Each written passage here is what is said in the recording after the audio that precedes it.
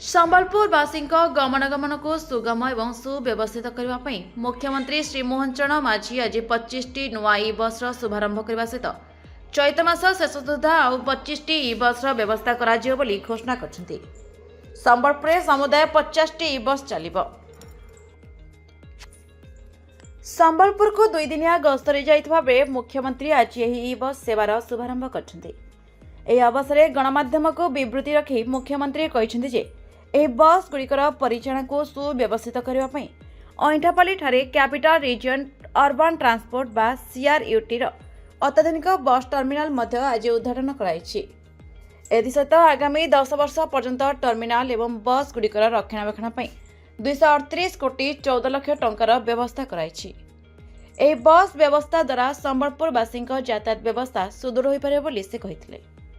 से आहरी कहिथिले एही बस गुड़िकरे दिव्यांग यात्री व्हील चेयर व्यवस्था करने सहित यात्री मानकर सुरक्षा और सुविधा प्रति स्वतंत्र ध्यान दियाई।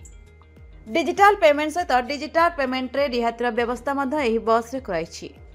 ई बस होइथारु परिवेश प्रदूषण को ह्रास करिबारे एही बस गुड़िक सहायक हो बोली मुख्यमंत्री कहिथिले। उक्त कार्यक्रम अवसर में राजस्व मंत्री श्री सुरेश पुजारी, पंचायतराज मंत्री श्री रविनारायण नायक, संबलपुर विधायक श्री जयनारायण मिश्र, पूर्वतन विधायक श्री नाउरी नायक, भारतीय जनता पार्टी जिला सभापति रामचंद्र मेहर प्रमुख उपस्थित थे। Bureau report, Na Odisha news. Latest news update पाई www.naodisha.com को लॉगिन करंतु।